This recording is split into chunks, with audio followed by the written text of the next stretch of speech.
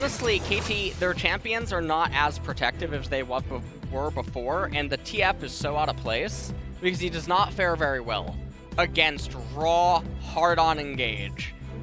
And TF's coming in here, Pantheon's able to follow the TF ultimate, or you could argue that TF is able to follow Pantheon, but really, I mean, yeah, that's happening, you probably already lost.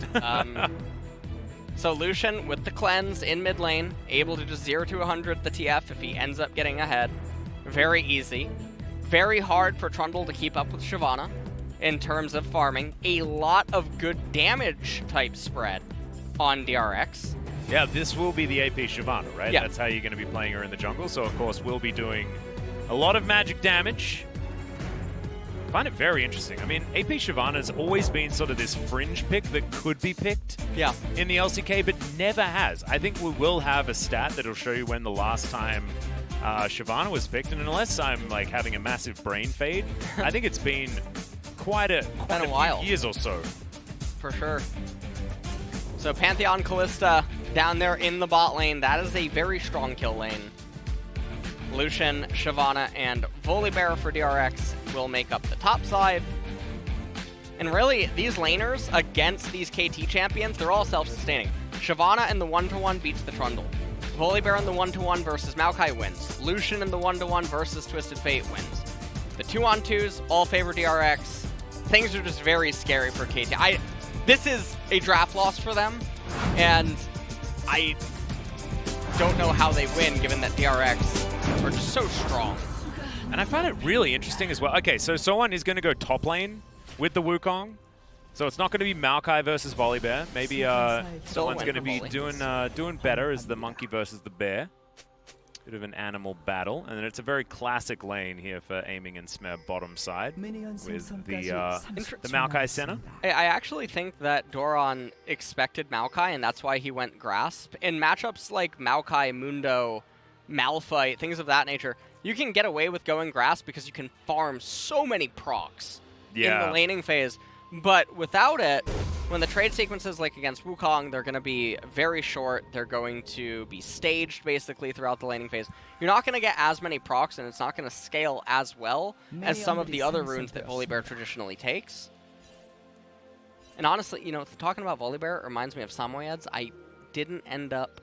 Yeah, what happened? Well, we found a different person, and I think that it's fate, because the mom and the dad Samoyed are named Baron and Elise. Oh my goodness. It's fate. So we have to wait for the litter. It comes in September. Okay, wonderful. Yeah, which is my birthday. That's true, and also it's going to be towards the end of the LCK season. You'll be able to spend as much time at home with your new puppy as possible, which I think is a very good thing, especially in the early years. Deft trying to fight against aiming here. Sort of forgoing a few of these creeps, as you can see, but the Ren damage will come out in the end. Let's see how Keria goes on the Feral Special in the form of this Pantheon. Going to have a lot more protection,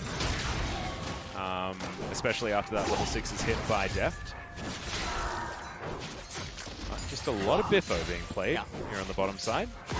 And there's just so many spears down here by DRX. Yeah, Ravenous Hunter and Taste of Blood as well will mean that Deft has a little bit more sustain than you would otherwise expect, especially with the Doran's Blade. So happy to take a lot of these trades in the earlier stages. Aiming has gone towards fleet footwork, which I think is just, that's the first time I've seen that one, I think. As it's been 891 days. Wow. My goodness. And it was a lost raise. Do you remember him? I do. He went to Australia, actually. Well. I went and joined the Direwolves. Versus Umti. What a beautiful time. So that was Kongdu versus Jinner, a top-of-the-table clash in 2017 or something like that. Yeah, perfect.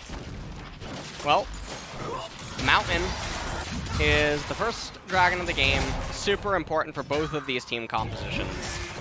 Much more beneficial to KT because some of their champions will build resistances, so they'll get a little bit of extra amp out of it for what it's worth. But is that a cheater recall that I see from Doran? I do believe that that is what's going on here. Goodness gracious me. Oh, man. He's got a sword in the ring. Volibear is very good at doing it. It's very hard for certain laners to try to resist against his cheater. He ended up actually botching it. This isn't the best that he can get here because he missed some CS. If you do it completely right on that wave, you get to recall into Boots Darkseal. With the Doran's ring, keeps the adaptive, so your passive really hurts. And then you can potentially get to Mage Eyes, which is really strong on Volibear if you can get to it and get the stacks. So, yeah, two different cheaters. There's the 19 CS, and then if you do the Wave 4, then you get the Boots Darkseal. Not bad. I like the Boots Darkseal idea a little bit better. But you can see Doran just going for a little bit more of a sustained option. And he's Doran. He wants to have as many Doran's items as possible. I didn't consider that. Yeah, see, that's very important as far as... And the top lane is actually a Doran's shop showcase, which is pretty beautiful. Got all of the different options there. Did you ever see the Reddit thread speculation that there was that Rider post that said that something about items and like maybe a champion in the future or something? Oh, yeah. Yeah, and a lot of people thought it might be Doran. Ooh. Could be the person that was being referenced. But obviously it was just a Reddit speculation. Yeah, I think that was actually, wasn't that before Ornn came out as well? And then Ornn came out and we're like, is this finally Doran? You know, because he built items. Maybe that was the timeline. Yeah, maybe someone saw like a part of his kit was you know, shown first on the PTR or something like that. Yeah. People are like, oh, maybe this is this. In the end, we got Ornn though. He's pretty cool. Yeah. Haven't seen him today. Maybe the nerfs have scared off our LCK players. A lot of our LCK players do actually take nerfs into account a lot. Yeah, pretty serious usually. Yeah. And so far, I mean, in this series alone, we did have Aphelios come out. Yep. So at least that nerf, you know, didn't really... Okay, that was a lot of bullets. It took the whole culling. That was like, it looked like it was a strength exercise here for Ucal. It's like, can I handle the whole culling? Yes, Ucal, you could. As that's the extra 100 range working out there for you, as you just saw. Piercing light, pierces a little bit longer. As we do have a bit of a thematic matchup here as well. Ooh, spacing by Chovy. And yeah, from that. Yeah, we got Senna versus Lucian this time. The couple has been broken up. Honestly, I think that they're going through a little bit of a rough time, and honestly, Kalista just coming in from the Shadow Isles. I know, right? All we needed was Thresh. We just have so much lore happening. Yeah. Just a lore fest. Extraordinary. As aiming's in the mid lane. For some reason, looking like we're heading towards a Mountain Drake, likely. As Doran does have teleport, and we've got a Shyvana moving towards the bottom side of the map. Currently sitting on a bevy of different items. As, okay. Pyosik does want to get in here, though, and does have level 6. Oh. Which is not available for bonO, by the way. Okay. Now the Dragon jumps on in, and it looks like it's going to be KT trying we didn't to get get onto Keria. Doran dives on over. Deft still bouncing around, as the Pantheon will fall down, but Chovy's going to take down the Drake. Smeb's alive with very, very low health, but it looks like it's just going to be kill for Dragon. And so, the reason that this ended up going so poorly, well, not poorly, but it could have been a little bit better for DRX, is Keria didn't get the E off before all the damage came through. Yeah. Missing a lot of his HP. They do end up getting the Dragon, though, which is very, very big. Oh, Ucal missed a siege minion. Yeah, they do. And, of course, for the good old Pyosik, they do like that one, as Keria now once again in a little bit of trouble. This time does manage to get that E, but it does not matter one iota. It looks like we're going to be getting plates galore here on the bottom side for KT. And so Keria, in a very unexpected turn of events, finding himself with a little bit of a problem. KT, however, this is coming at a cost where they're very slow to get back to their map. bonO has not farmed any of his jungle camps. All of them are up. All 6. Yep. Riftchild goes down. Doran gets to the top lane first. He did just hit level 7 though, so I'm curious how far deep SoHwan is. Also, he's building Trinity Force. Don't know why. Because he likes Trinity Force. Okay. Yeah, I don't know why either. Do you like the Gunblade build? What's your personal favorite when it comes to top lane Volibear? I think Volibear is a Build-A-Bear in the sense that you build for lane and then you always build relative to your lane opponent, and then you keep going relative to the enemy team comp. Got it.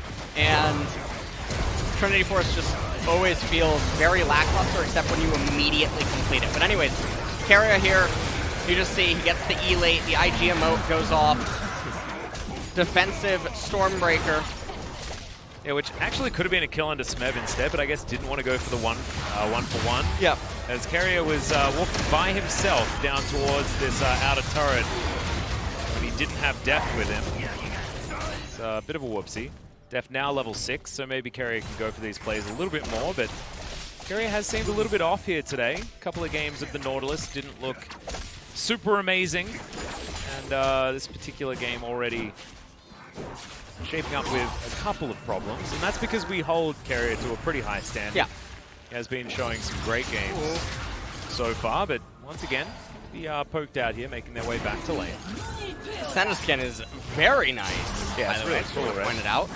Well, it looks like a Sith or something. Every time she casts an ability, you're going to want to get that for yourself in the shop. Yeah, absolutely, 100%. Yeah, I'm not sure how much RP it is, but maybe it's in your shop, so you get it for a discount. Oh, yeah, true. That would be... Make sure you check that one out, guys. There could be some other sweet deals there as well. Plenty of different options. Deft, good sidestep there on the Piercing Darkness. Game that I am worried about, you know, when you've got Piercing Light and Piercing Darkness happening in potentially the same team fight. It's a real worry.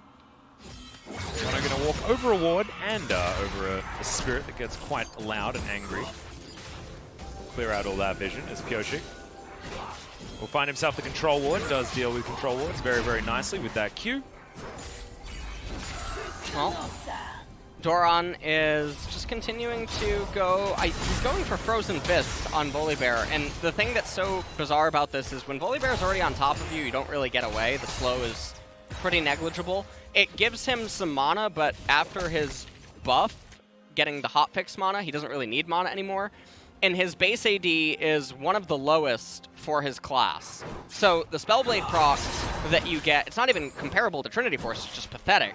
Yeah, right. So the item, I just don't understand it.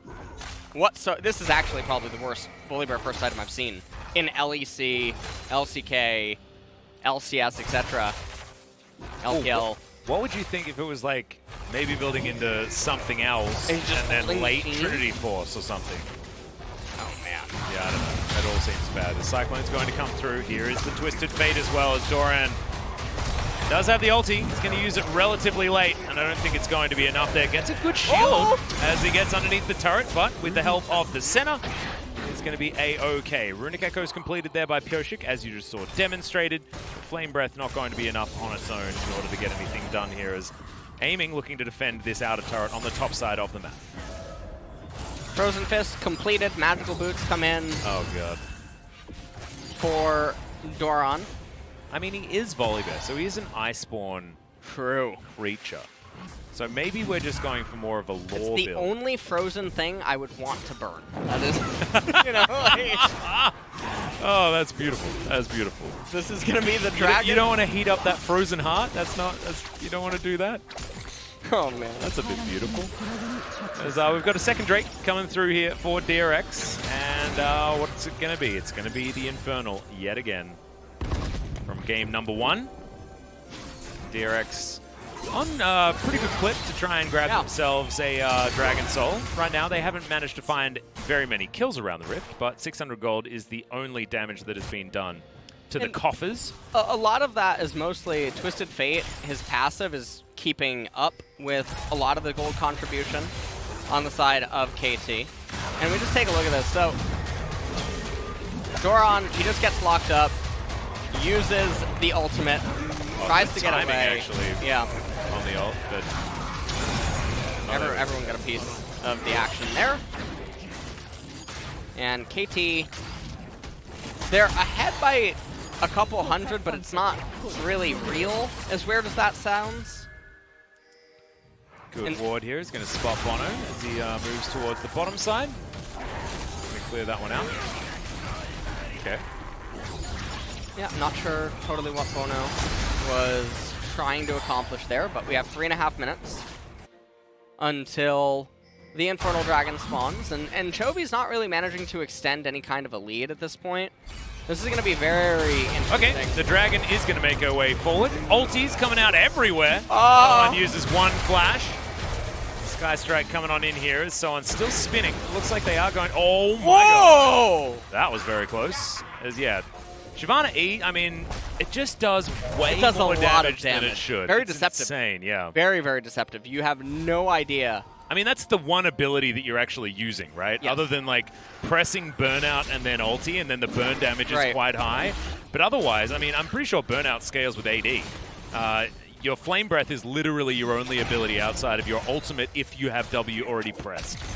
Or, you know, you press it afterwards. And it's just the stuff on the ground. It's crazy. But it's still worth playing this build because of how incredibly damaging that E is. And, okay, so bonO at least dissuades Pyosik from trying to take the Rift Herald. That is something that has been accomplished here. Yep, we do have Man Drop available from Keria. He could dive in if he wants to. It does have Deft to get him out, so it's likely that DRX is going to go for something, and here it is. Keria finds a stun to the backline. Big culling to be layered across. Keria still going to be relatively safe there as the Dawning Shadow flies through, and that's going to be it as far as the Dragon is concerned.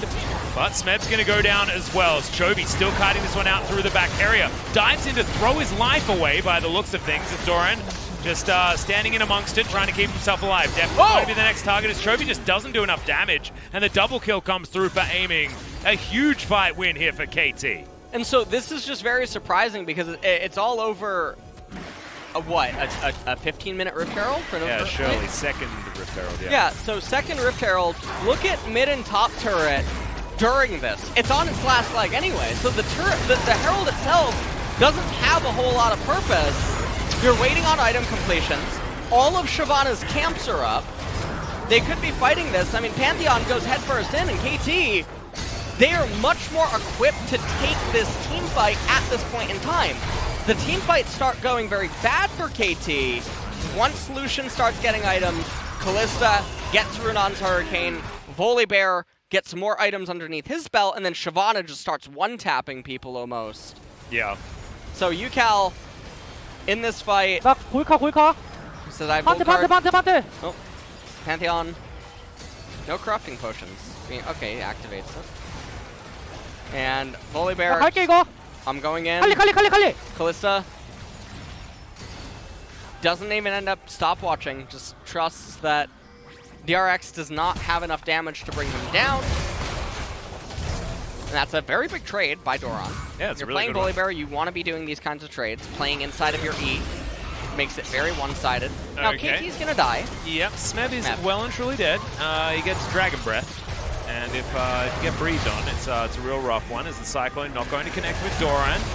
The Bears trying to get a kill back here. Another Cyclone comes down as Doran not going to be able to close the distance, and bonO just standing there as an immovable object in between the bear and the monkey.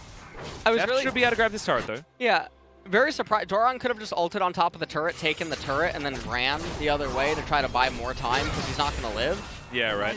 But he tried to live instead. He's just building pure armor.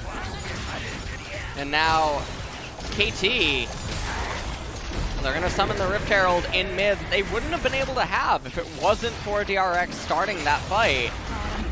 And now Infernal, it's going to go over yet again. This is the third dragon for Shyvana. Yeah, exactly. The dragons are even more valuable, plus DRX have a composition that they want to snowball with. I mean, you see Lucian, you see Kalista, you want to be fighting for this stage of the game. And Pyosik on the Shyvana, despite the fact that there is not much incentive to build magic resist. I mean, you stop her from hitting her E, and she does actually nothing. And so it is, you know, she is a champion that does want to try and land herself in these scenarios, which are far more prevalent in the early to mid game. This is working out great for DRX in the end, actually. Well, this was the point where if you just you get another Spellblade proc, you probably kill the turret. You get the proximity gold, you take the turret down with you, you run the other way, and at least you just buy a little bit more time. In the end, doesn't end up mattering all that much. I'm actually curious how many grass procs Doran has this game. Volibear surprisingly doesn't actually have a whole lot of base HP at max range. Not that it matters a whole bunch, but usually. Yep, fair bit Stuff of like that. Yeah. You know, you have the shielding and the heals and things like that, which are what sort of keeps him alive more than most. 3.5 minutes till Infernal Soul. And Nashor's Tooth going to be the item of choice for Pyosik. Gives him the CDR, gives him on hit, AP, everything. Absolute dream. Yeah. For the Wizard Dragon. I'm trying to think how many champions have like perfect items for them almost. I mean, there's Kali's Gunblade, yeah.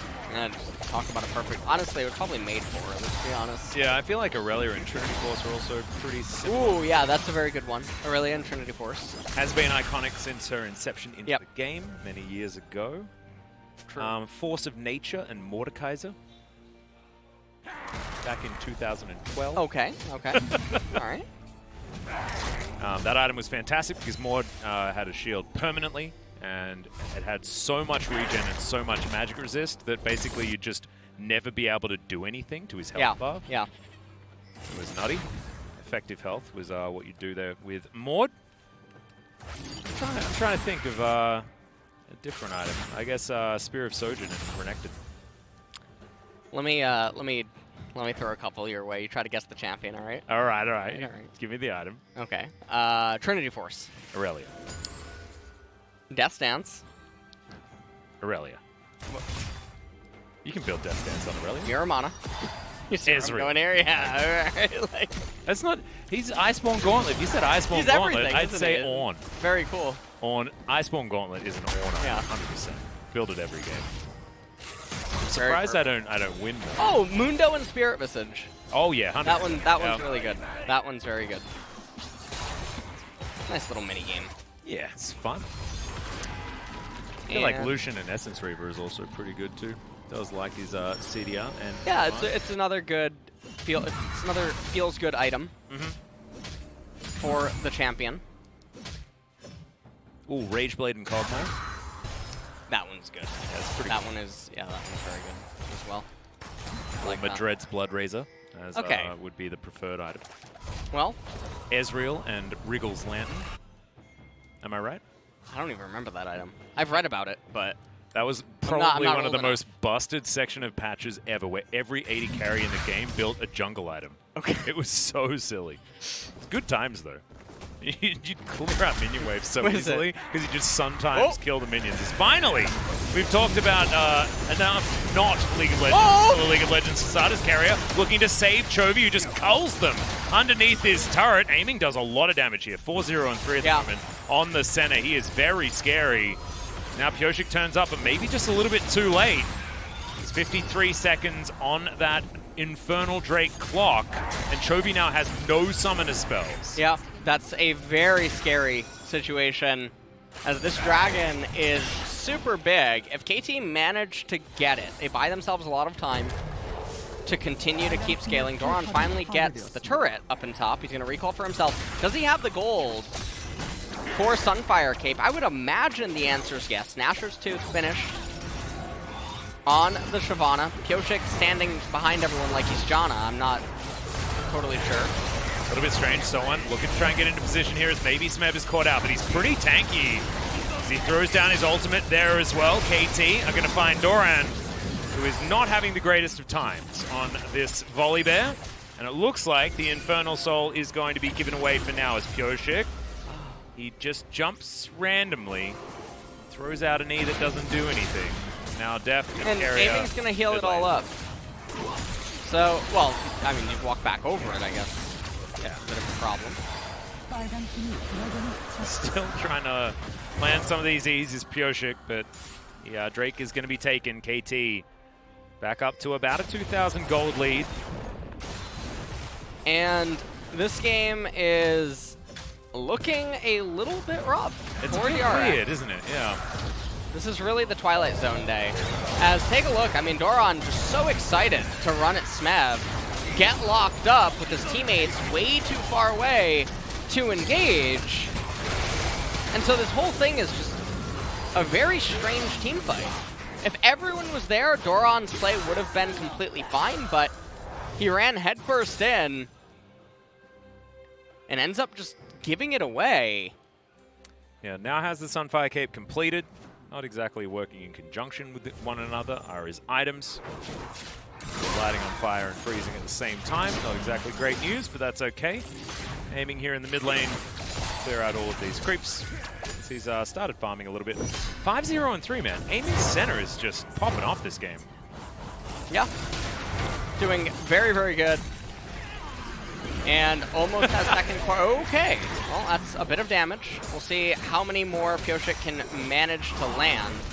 He's going to need that Morellonomicon ASAP. Ooh, So I feel they like walked over it. Yeah. So, yeah. Gonna find that one. Doran gonna be discovered by the Destiny. SoHwan looking to try and jump on top of him. Ucal has the Ghost, but gets into Fog of War, and Doran is going to be okay for the moment. Loses about 45% of his life just to a Twisted Fate stun card and wild cards. Yeah, it's Which is very... Do the cards have names? blue, yellow, No, I mean, red. Does the ability of the card have a name? Pick a card? No, of this specific color. No. Does it? I mean, yeah. Blue, red, and yellow. It's kind of like Aphelios' guns. They all have names. It's like... They have names, though. Purple, white, red, Okay. green. I see what you did there. Yeah. Yeah. And blue. Do you know what IDK means? I don't know. So I asked. That's what... I don't know. Can you explain? Please? Oh, man. Well, I'm yeah. just really confused now. Yeah, it doesn't make a whole lot of sense, but... Execution is calling. Completed here for Deft, heading towards his Death Dance as well, as you generally would. Yomu's Ghostblade done for aiming. But Ucal, just quietly, 1-0 and 6. Bunch of farm. Been picking a lot of pretty good cards by the looks of things as well. As he's got 3 items complete. Boots of Lucidity on top of everything else. Not going for the rapid fire cannon that we've seen a lot of our TFs go for. He's going for more damage this time around. And more utility with his Zhonya's. I feel like it's been a really long time since Chovy went back to base. Yes, he's been sitting on a lot of gold. I think he wants to just outright buy his next item. I'm very curious how much he's sitting on. He's almost at 3rd item, yeah. You just look at his gold count and you do some math. Is that just Black Cleaver outright? Is he going Black Cleaver? I suppose he would probably be the best applier of it for all of his teammates. All right, but Keria KT, yeah. should be able to spot this one out. They do know what's going on here, as Doran doesn't have teleport and he was bottom lane, which is why KT have started this one up. Now Keria going to try and avoid what he can. Pyosik goes into Dragon Form. 3-man E is gigantic, actually, as the Dawning Shadow to try and get those shields to make it work. Fate's Fall comes down as immediately the Wukong is knocked up, and now we're going to need a cleanse out of Deft. He does get it. As Ucal, he gets rendered, flash on forward, and Deft is going to fall down. Meanwhile, off to the other side, it is going to be KT winning this fight. A triple kill so far for the Wukong, as now Doran can do absolutely nothing. It is a full house. Monkeys full of Twisted Fates, and KT will move back to the Baron. Yeah, they're going to go right over to the Baron, and they're going to be able to pick this one up. And then the other scary thing is that Infernal's up in 20 seconds. They're going to, well, actually, this is a bit interesting in that this is going to take them, honestly, it's like watching paint dry and then trying to take the Baron. Let's take a look at this. So, Pyosik wants to be behind his teammate. Dragon forms to the left. Senna ultimate. Keria is having, I think, the worst game he's had this entire split. I think so too, man. With some of the decisions, he hopped right in.